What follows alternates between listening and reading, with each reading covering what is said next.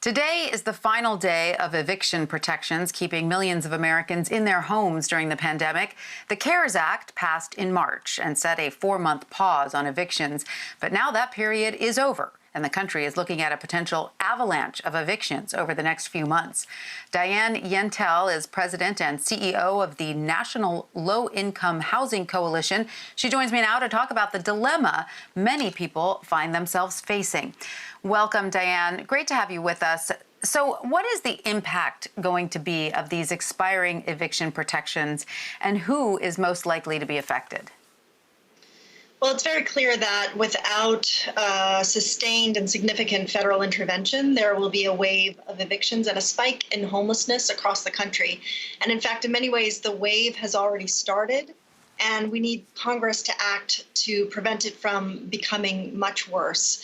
Anywhere from 19 to 23 million renters are at risk of eviction in the coming months, and they are predominantly people of color.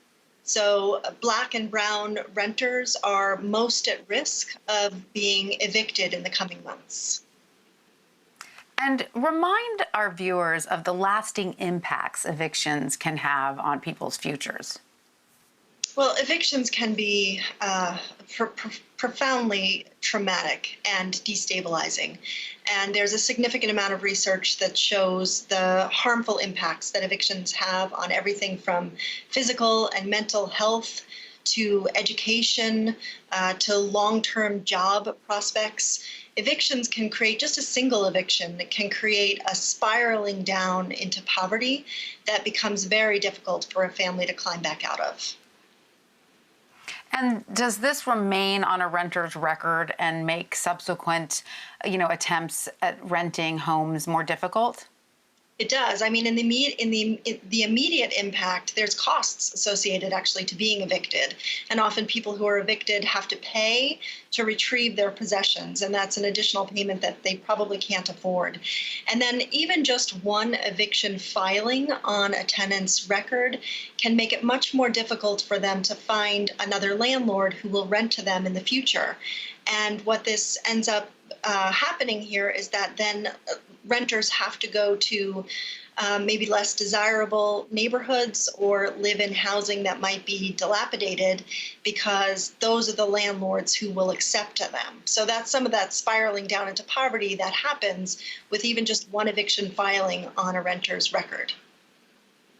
So in your view, as someone who is really on the front lines of, low-income housing, what do lawmakers need to do right now in order to keep Americans in their homes and off the streets?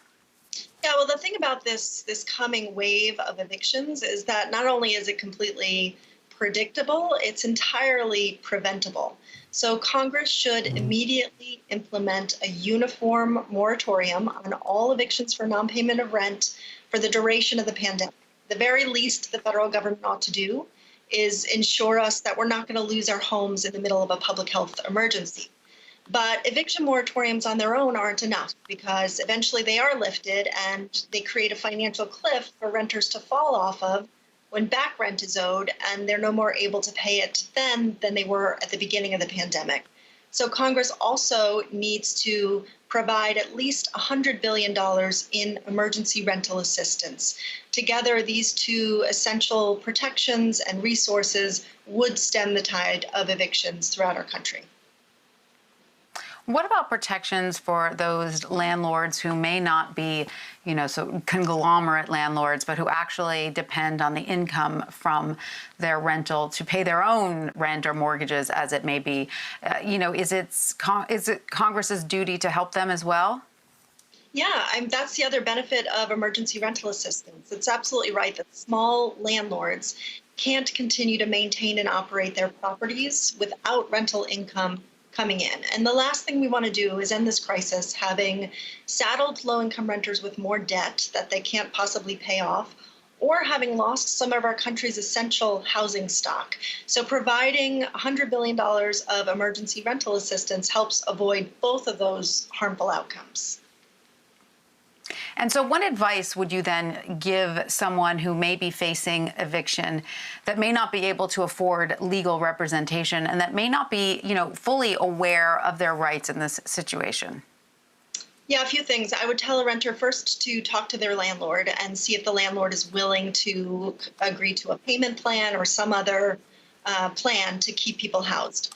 I would suggest that that renter also look up whether there is a state or local eviction moratorium that might protect them in this moment, because there still are a number of states that do have these eviction moratoriums, although they're expiring rapidly.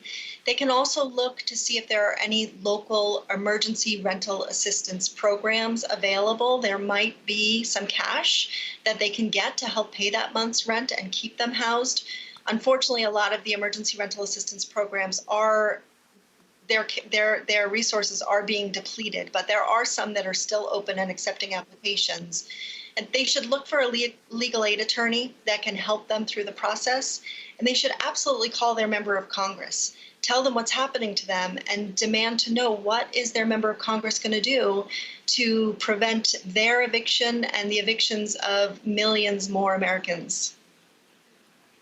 All right. Well, Diane Yentel from the National Low Income Housing Coalition, thank you so much for joining us and for your invaluable advice. Thank you for having me.